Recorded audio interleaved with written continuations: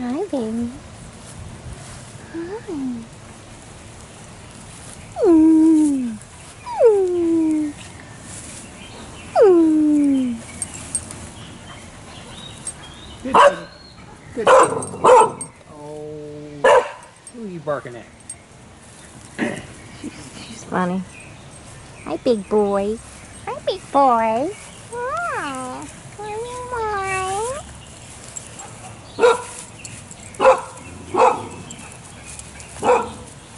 he's a good boy. He's a little boy. He's a little puppy boy. Little puppy boy. A little puppy girl. Yes. So cute. Yeah. Yeah. Mikey's happy. Mikey's happy. Mikey's a happy boy. He's a happy boy. He's a happy boy. Look at that boy. Look at that boy. Look at that boy. Dirt when he gets in that bed with you, you're going to pile of dirt in that bed with him. Oh, I'm sorry, but I don't care. He's so cute. Oh. You hear me? Yes, I hear you. That's your boy. I'm going to pile some dirt in the bed with you. You know that? Yeah, but love is love. Doesn't matter how dirty it is. It's love. Good boy. He's a good boy. He knows I'm filming him. He has to know he's being filmed. He's a good boy. Big baby. Big baby. He's a big baby boy. Yeah. He's a big baby. Oh, and here's my little groove.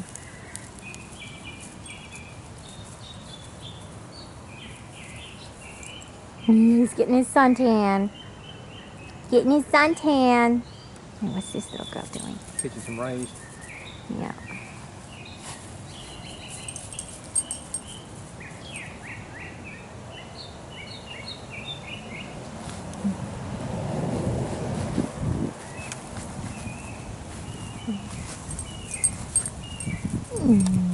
She likes to get her suntan too. Yeah, she's just looking around. Oh.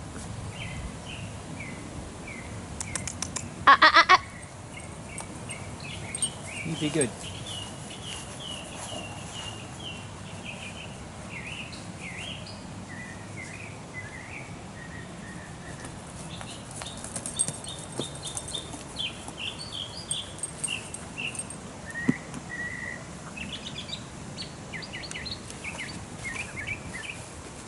Such a cute, beautiful girl. Such a cute, beautiful girl.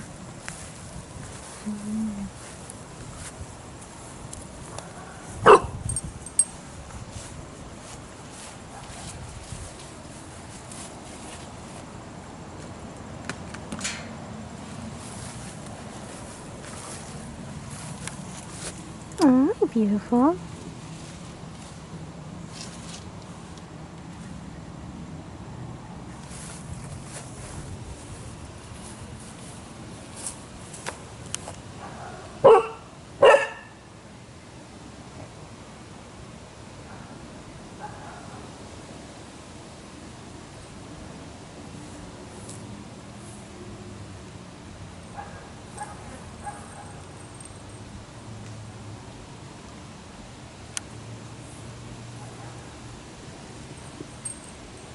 Happy boy.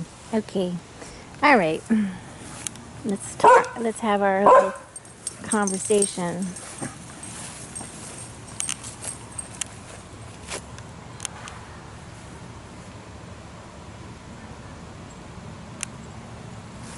Okay, Dean. Sit down. Let's see what we got here. Okay.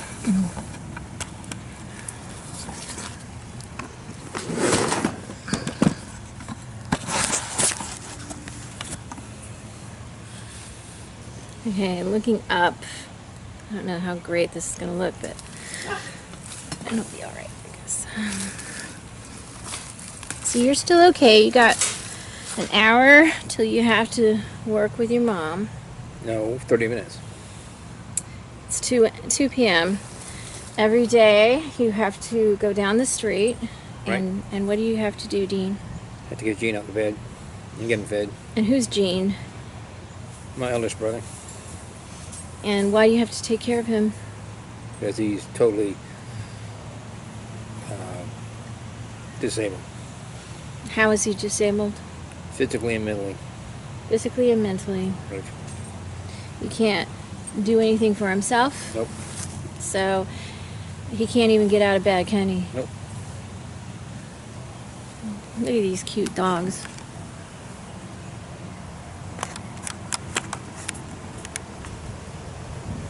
Such cute babies.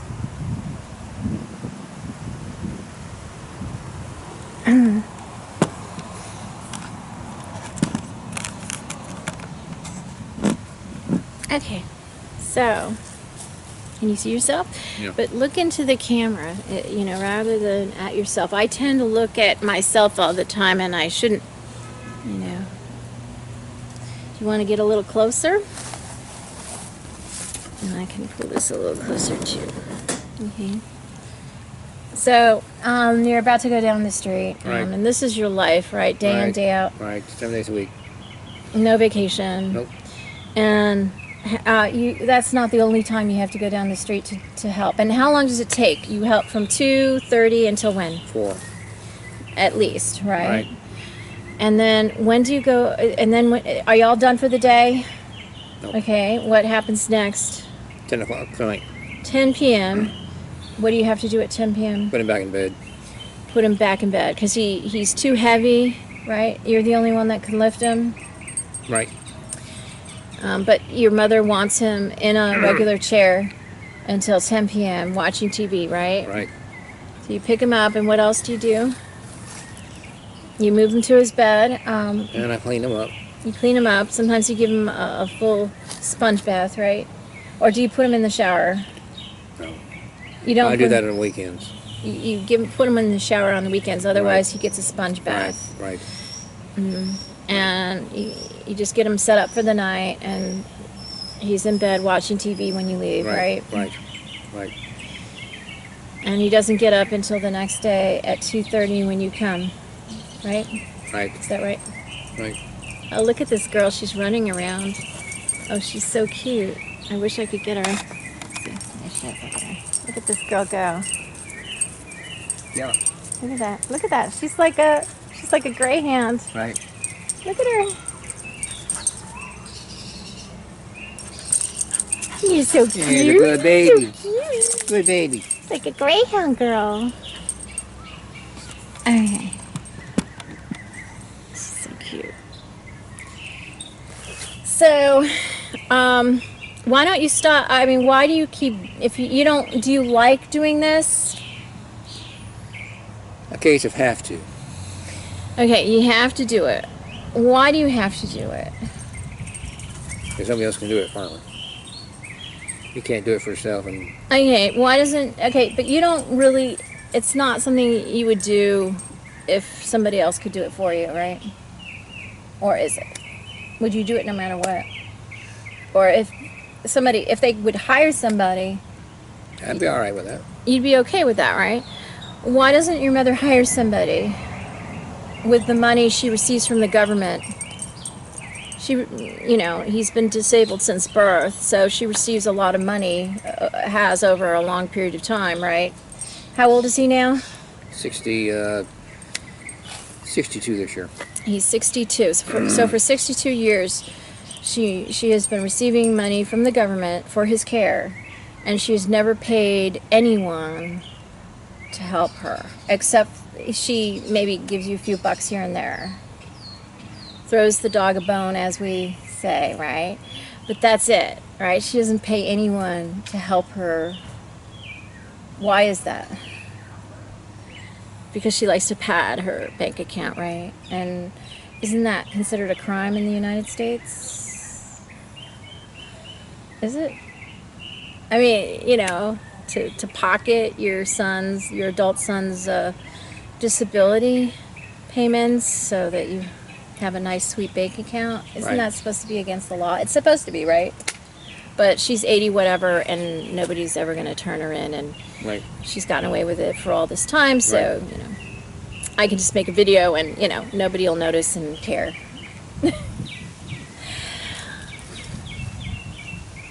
So, you can't, why don't you just walk away from your family? Like I did. I walked away from my family so very long ago. Why can't you walk away from your family? Because they need me. They need you. And you know that she should be hiring somebody to do this. I mean, she doesn't pay you properly for the care you provide because she knows she doesn't have to because you're her son. But if she were to get this kind of care from a stranger, from somebody, she would pay a lot. I mean, she would pay a lot. And she's not willing to do that. So she just uses you kind of as her slave. I know you don't see it that way.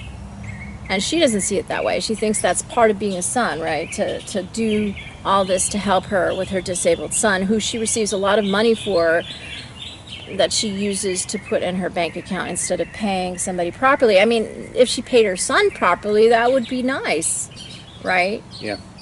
You know, that money is for his care. It's not for her bank account. Right. Right.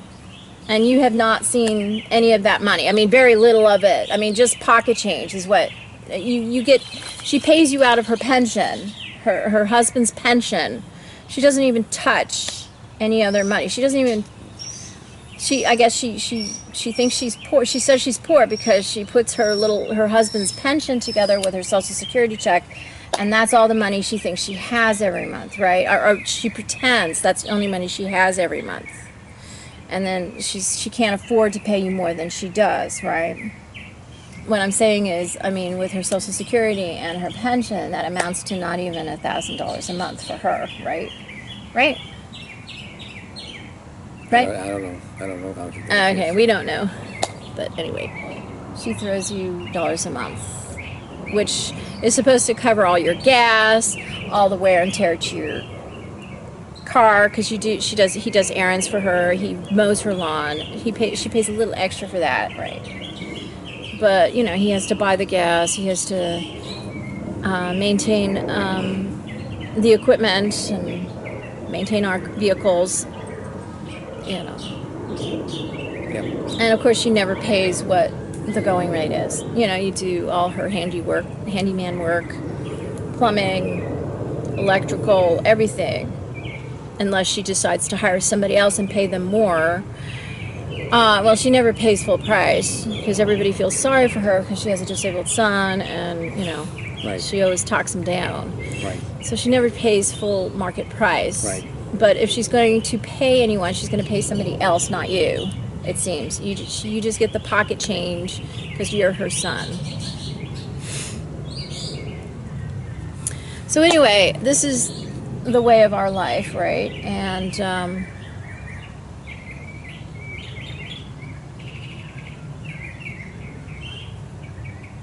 are you content with the way it is? No. No. But you can't change it, right? You can't stop doing what you're doing, right? I mean, what tell me about it. Why can't you just say, okay, sorry, Chief? That's what you call your mother, right?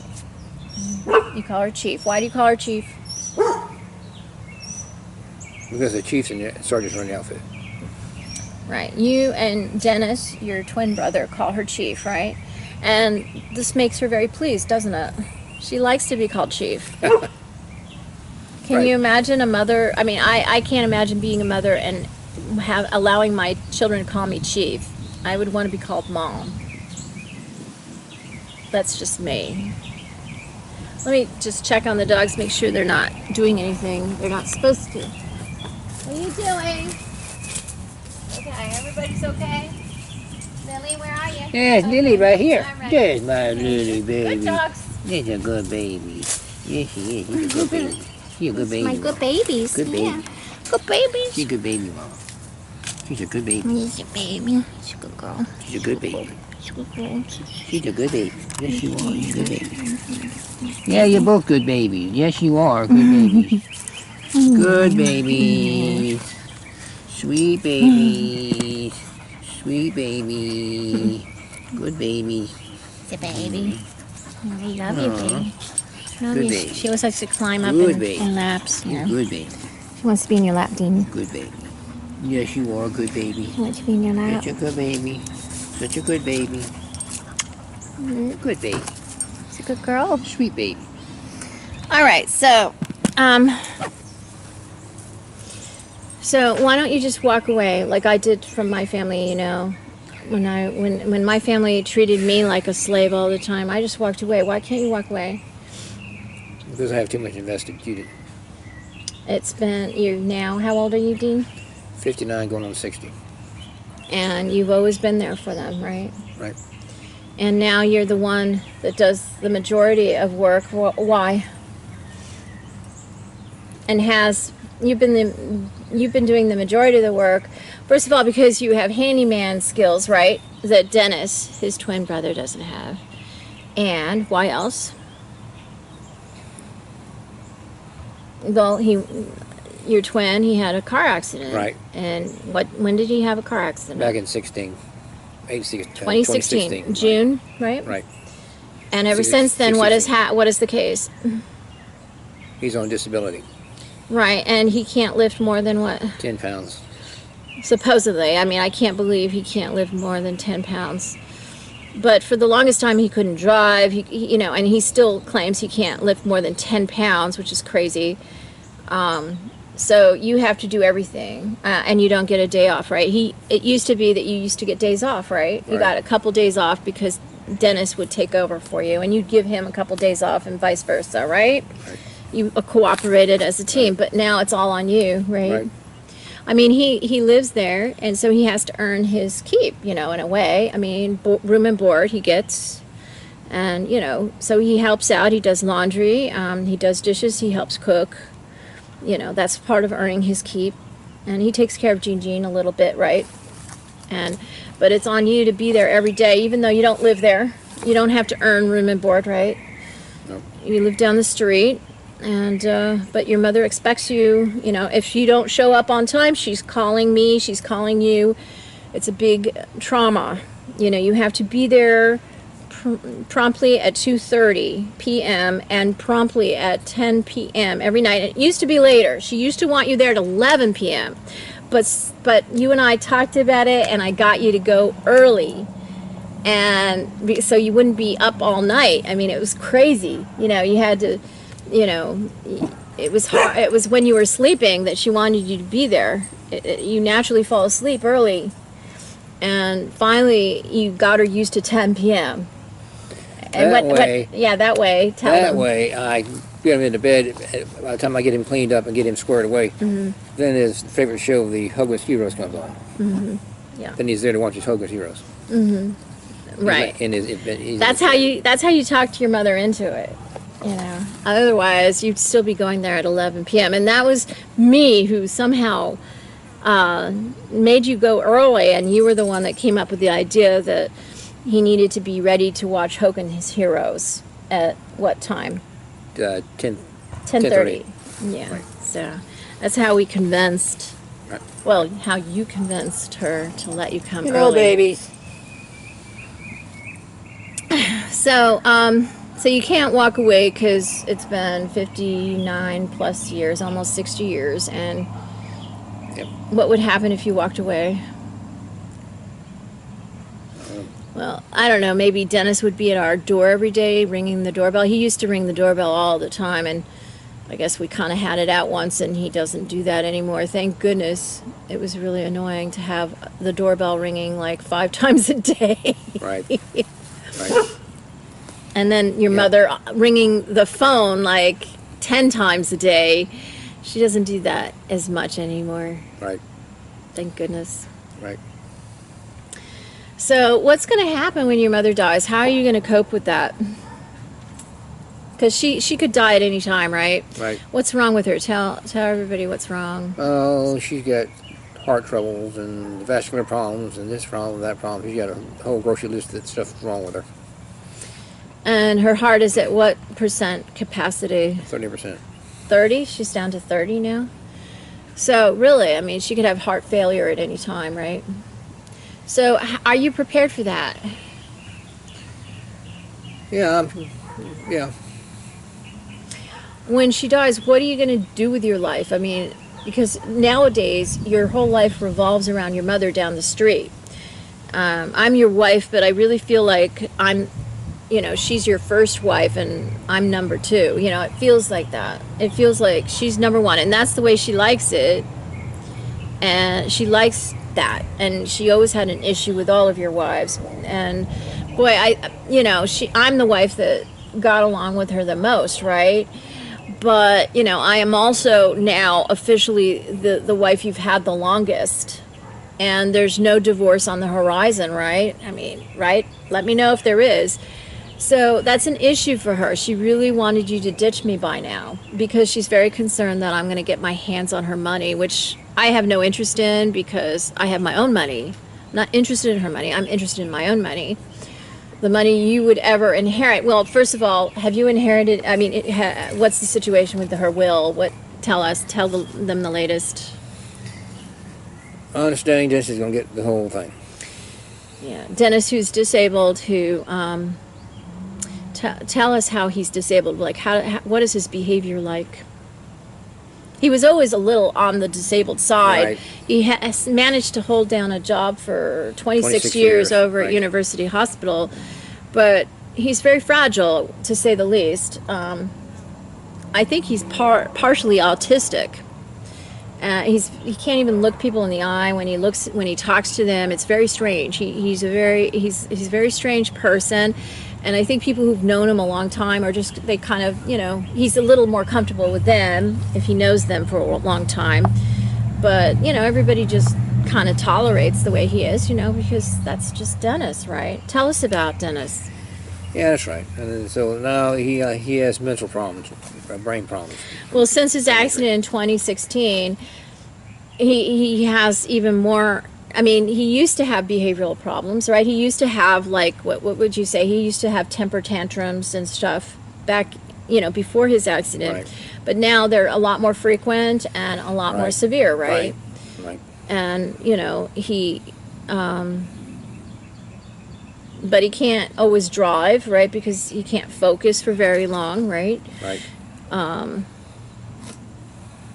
What else is there that you've noticed? How has he changed since his accident? You can tell his mental problems he has. You can see the mental problems he has. And your mother has made him the sole executor and sole heir of his estate, of her estate. Excuse me. Right. She does act more like a man, and it's hard to remember. She's a mother and a woman. So she's made him the sole heir of her estate and has totally cut you out of the will. Why did she do that? Because of me. Because he's married to me. She didn't want you to get married. No, she's carrying on the Lenten tradition. Mm-hmm. Her mother, I worked for her mother, my grandmother, for years and years and years and years. And they had an entire city block of rental houses that we had to keep up and and paint and fix up, so that the state would go in and buy it when they built the expressway from one side of Savannah to the other side of Savannah. They bought the entire block to build the expressway. Mm-hmm. Mm-hmm. So it was all said and done after I did all that for years and years and years and years, working every weekend. You'd be done with work on Friday. You get in the car and you go down over to Savannah with your father, right? And you would paint houses all weekend, all day long Saturday. On Saturday. What about on Sunday? And if need be, I'd work Sunday too. But sometimes you would come home early on Sunday. Did you?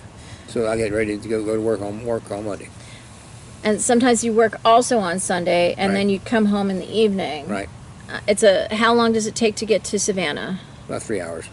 3 hours. So it's a 6-hour round trip commute. Right. And you'd have to travel 3 hours on Sunday night to get home. Right. And then you'd be going to work at what time in the morning? What time? Over at CVS. The graveyard shift. And back then it was probably Revco, right? Or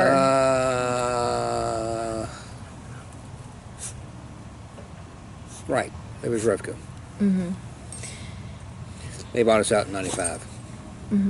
So, what time did you have to get up, did you say? They have me on the graveyard shift. Right, what time did you have to get up again? Oh, you didn't get up, you didn't have to go in the morning. You had to Right. go at night. Right. Right. At what time at Right. night did you have to go? 11 o'clock. 11 p.m. So you'd come back Sunday evening, and then you'd have to leave the following evening. That Right. same night. The same night? Right. So you had to get back early so you would be able to prepare and go to work that night, Right. Sunday night. Right. And you'd have to sleep enough to be able to stay up all night after driving long distance. 3 hours. Okay. Right. All Right. right. Yep. And you did that for how long? Years. Like how many years approximately? 5 or 6 years. Okay. And that's why, they didn't pay you one penny. I mean, if they usually people hire, somebody to do all of that, and they pay them a good salary, but you didn't get paid one penny. And she died what year? This is 90. Granny Linton, right? Back in 91. 91. And you got zero. Right. Your mother got 50% of the estate. She was forced to split it with her brother, Right. who was never around, Right. who abandoned the family. Right. And she split it with her absentee, Brother. I was going to say boyfriend, brother in 91. And so she got 50% of the estate. And she has, now she has as much as her mother had in the bank. Somehow, some way, over these years, she somehow has accumulated and put it in one place so that she has the exact same amount her mother had for all those years. She had how many rental houses in Savannah? That whole city block. A whole city block of rental houses. Were they sold? The county, the state came in and bought them. The state bought them, and that's why she had so much money, right? Right. Because so it was liquidated before her death. Is that right? The Yes, state yes. bought them before Right, her death, right. and so when she died, she Right. had a certain amount in the bank, and she also had some other properties that were never developed, right? Right. Right. Some land, and Right. the land still exists, but the rental houses were all bought by the state. Right. And that's why she had money Right. in the bank, and it was split 50-50 with your mother and her brother. Right. And you got nothing. Nope. And to this day, you've received nothing. See, if it'd been me, okay, Mm-hmm. and say we had extra dollars to split. Mm-hmm. I say, look, Dean came down here and worked these damn houses for 5 damn years, okay? Mm-hmm. So at least we should pay him $30,000. I'll pay him $15,000. You pay him $15,000. Mm-hmm. That's fair. Mm-hmm. But no. And Dennis had nothing to do with Dennis had nothing to do with any of this work because he never went to Savannah for that purpose. No. He rarely went to Savannah like you did. You were very close with your father, and you'd Right. go fishing. That's what you did after you were done with all the houses, right? Right. You and your father, you do it together, and then your father and you would go fishing Right. in a boat, in the Right. boat that you had or whatever. Right. And Dennis wasn't part of that. No. But you never received any compensation. Nope.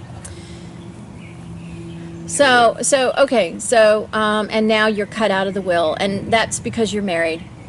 And to be honest, I really think, my opinion is, I'm so sure that your mother is my twin.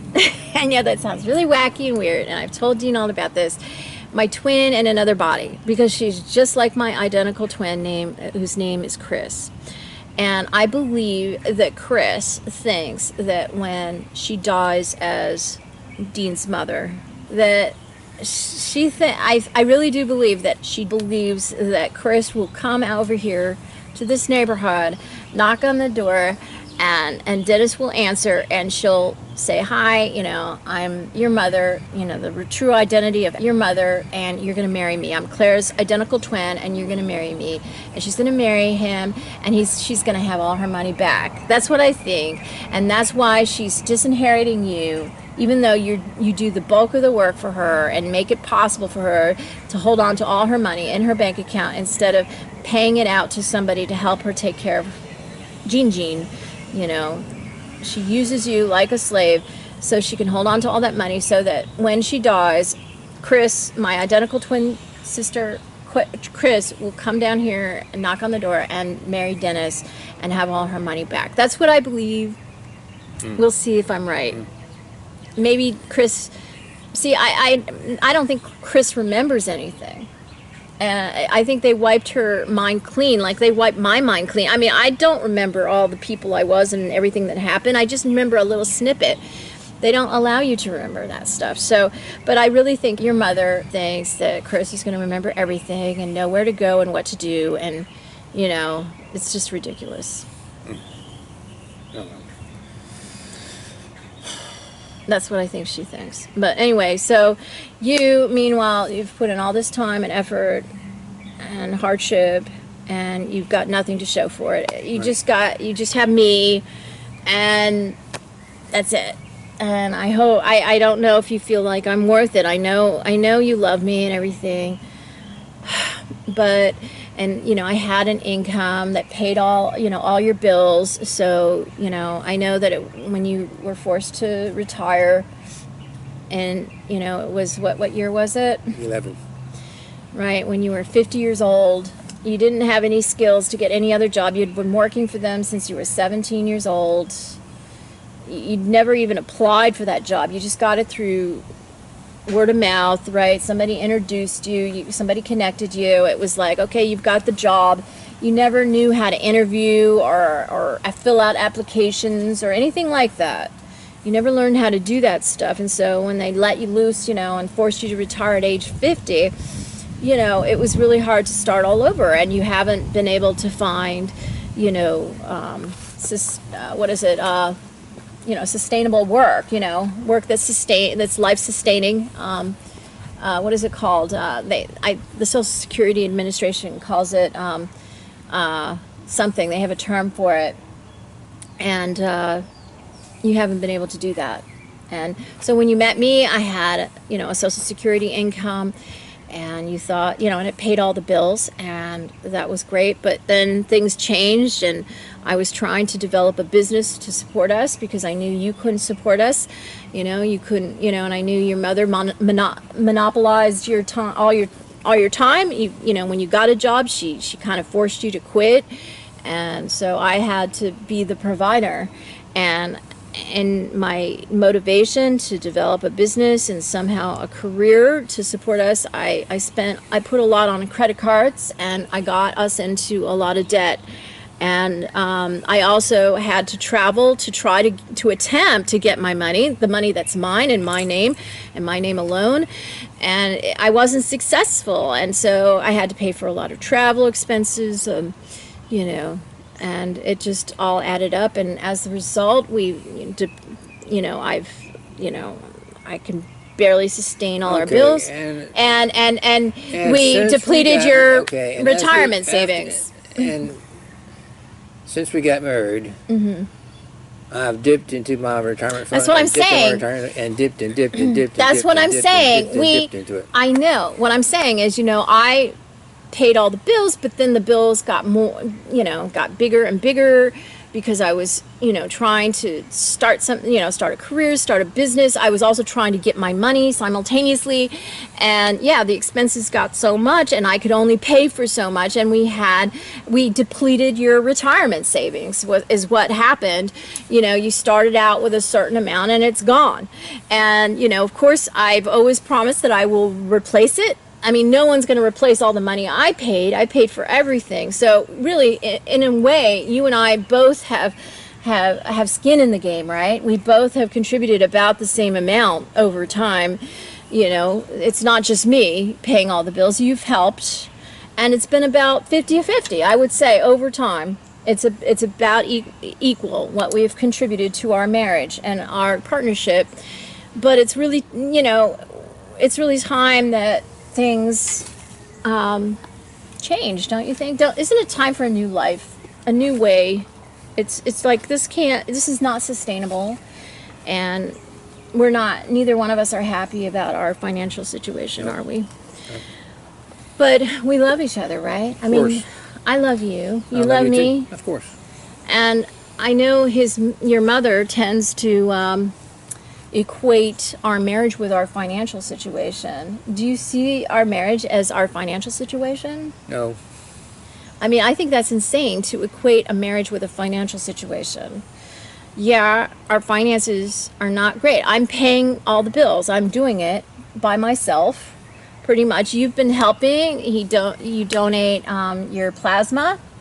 You know, right now I'm paying all of Elisabeth's bills. She's not able to repay me completely, and she's not able to pay me completely. And, you know, I'm doing that, and we're somehow surviving and getting by. And we're really looking forward to a time when we are flourishing, when we're, you know, when life is not as burdensome and I mean, yeah, you always need challenge, but when it comes to money, that shouldn't be an issue when you've accomplished what I have and what you have, you know, and what we have together, you know.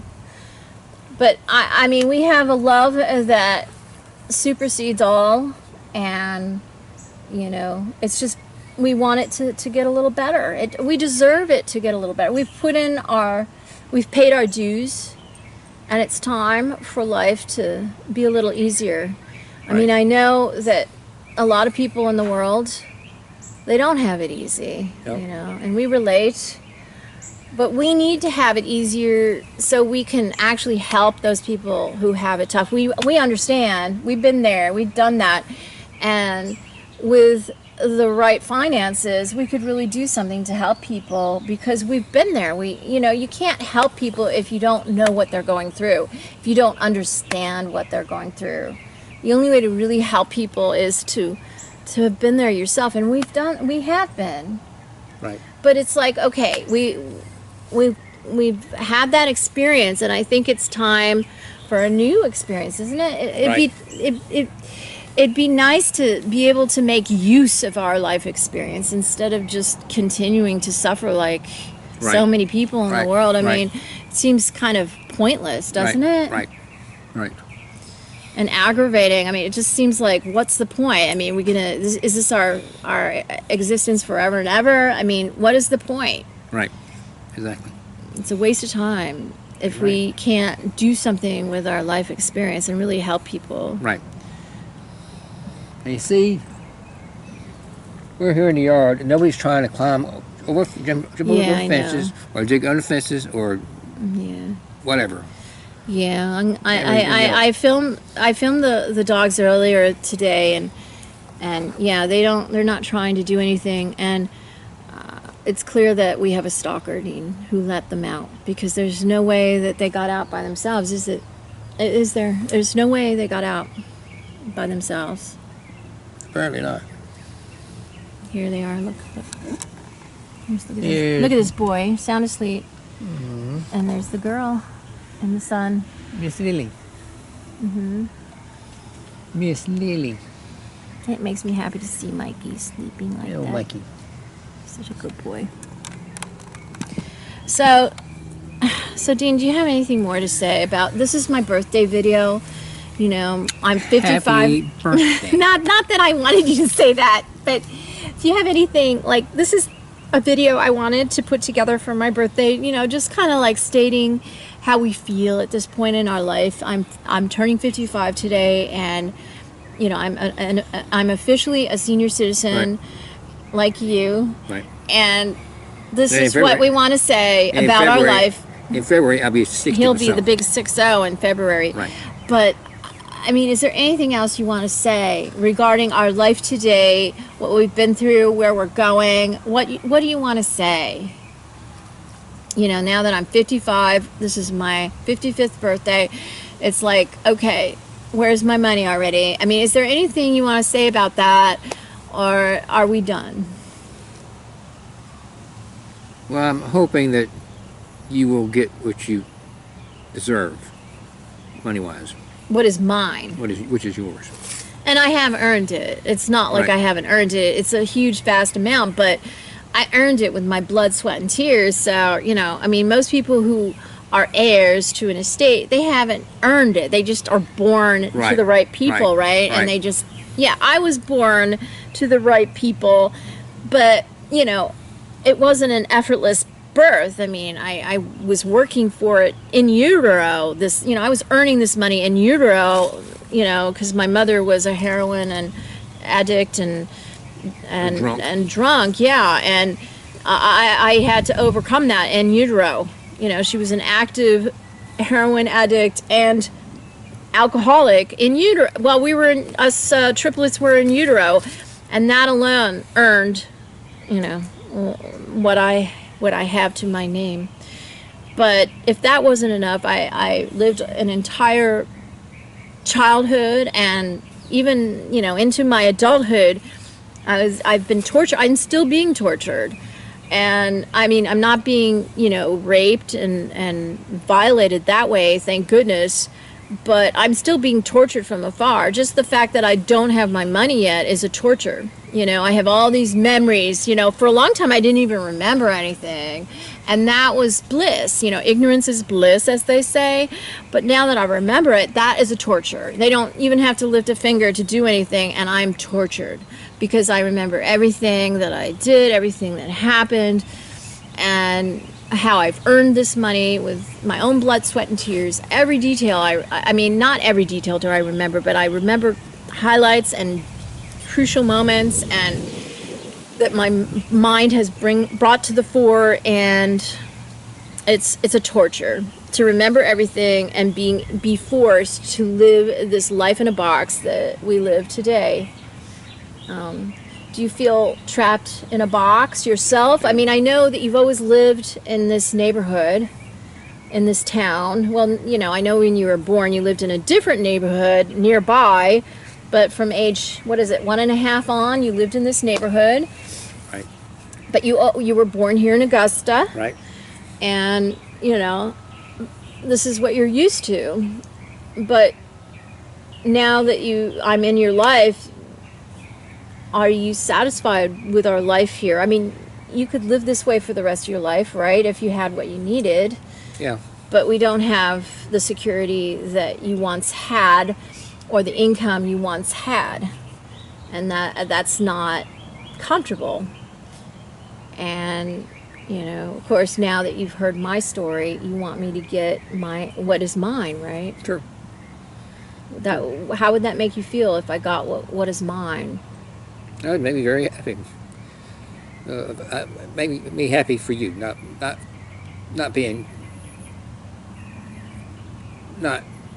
from my point of view. I want the victory to be yours. That you get your money, not our money, your money. Why do you want me to get my money? Is it because is it that you want my money, or why do you want me to get my money? I want you to get what you deserve. Why? Because you pay for it, blood, sweat, and tears. And you love me, right? Of course. And you want me to have victory. Right. And what I deserve. Right. You know, because it is what I deserve. That's what I want. I want victory for you. Mm-hmm. And how is life, you know, our life is going to change when I get what is mine. And how are you going to handle that? Because we're not going to be able to have the same life we have here in Augusta, Georgia anymore. And it's going to be different. And how are you going to handle that? You're going to keep me down to earth, I know. And that's what I cherish about you, is that, you know, life is a lot simpler for you, you know, and you've lived the same way your whole life, and you don't know anything different. And so there'll be a certain, you know, you'll be able to remind me of what is real and what isn't, right? And you promise to be that reality check for me, right? Right. But how are you going to feel about our whole life changing? I mean, since you've lived this way your entire life, yeah, I mean, you haven't had the security you're used to having since you were forced to retire. But I mean, before you were forced to retire, you know, how are you going to feel about that kind of life that you had changing forever. Is that going to be a problem? No, I don't think so. I know now it's like anything, you just need things to change because we don't have the security and the money we deserve, right? To have comfort and security. Right. I mean, right. It's not about the money. It's about that security, that comfort and security, that stability.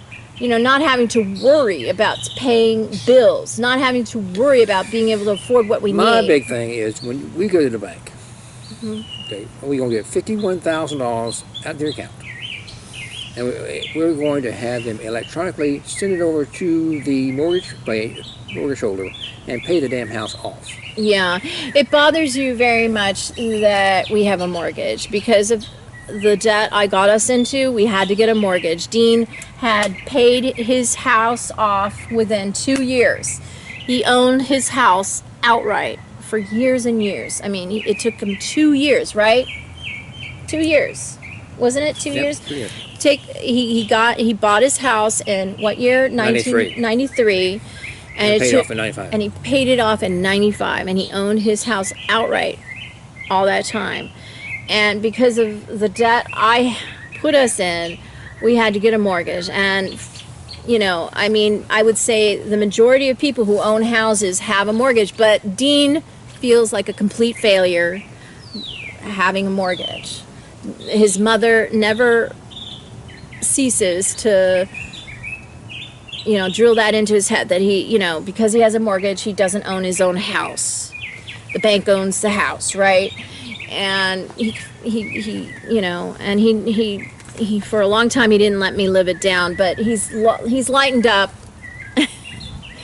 But yeah, I've always promised. I mean, I wanted to pay it off in 2 years like he did, but it's been over 2 years now. It's been 2.5, and I still haven't been able to pay the mortgage back.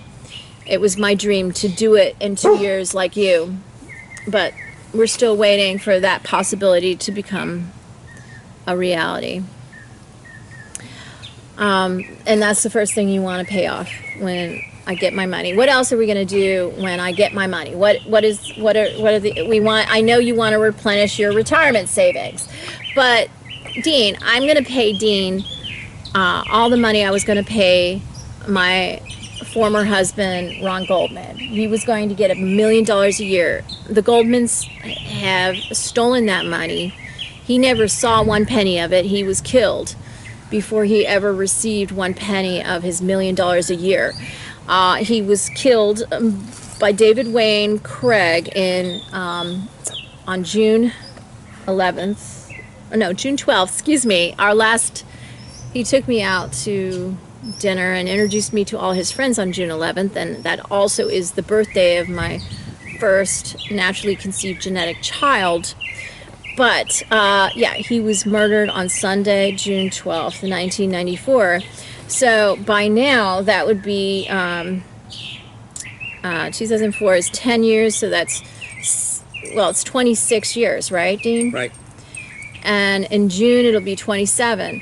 So that's $26 million that the Goldmans have of my money, and I don't have one penny of my money. And I've never met either Fred or Kim Goldman, you know, but Fred thinks he's my husband, you know, Ron.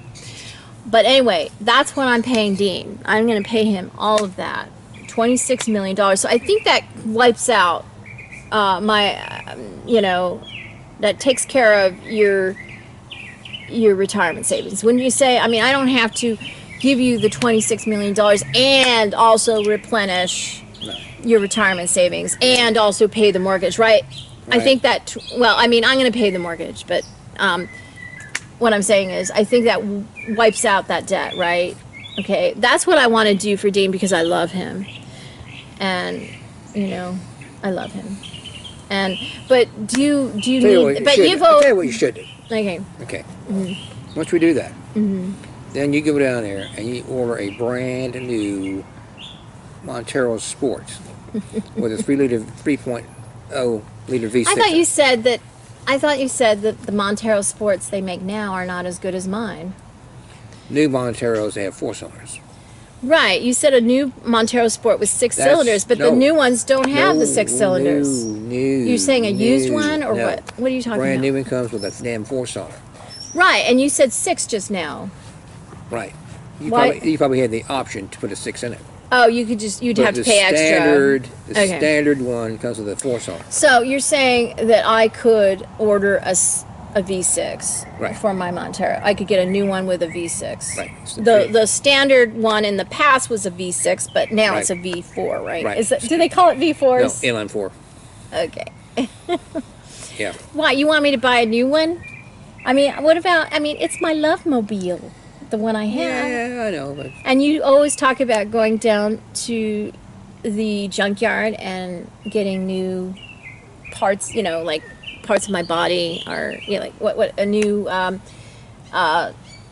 trunk door, new front panels, or new bumpers. well, every one they have now, the bumpers are all gone. Okay, well, I'm sure we could You can order one.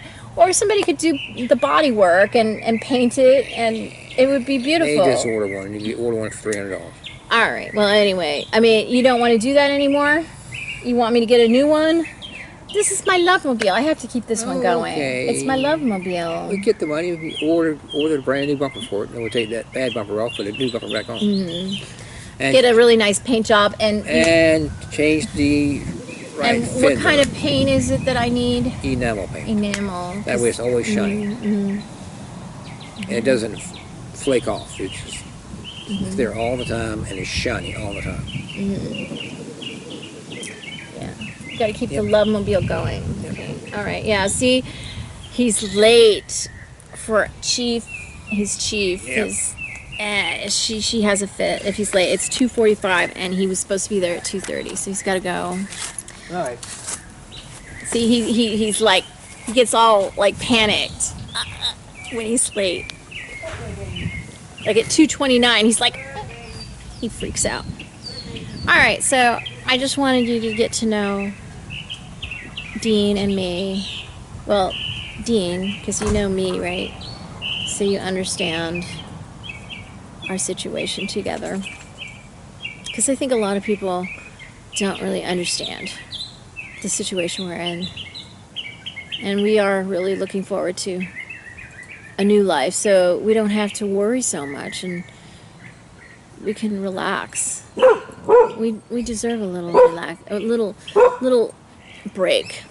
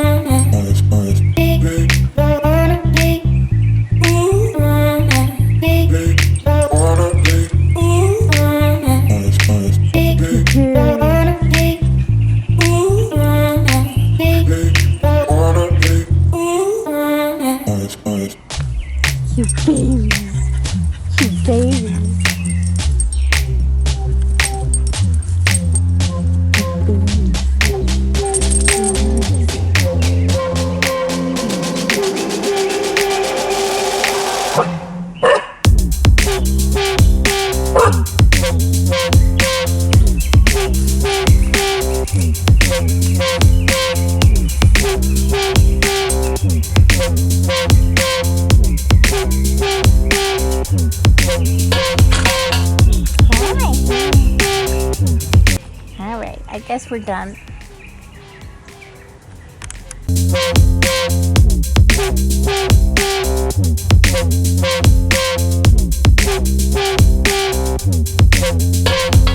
Hey.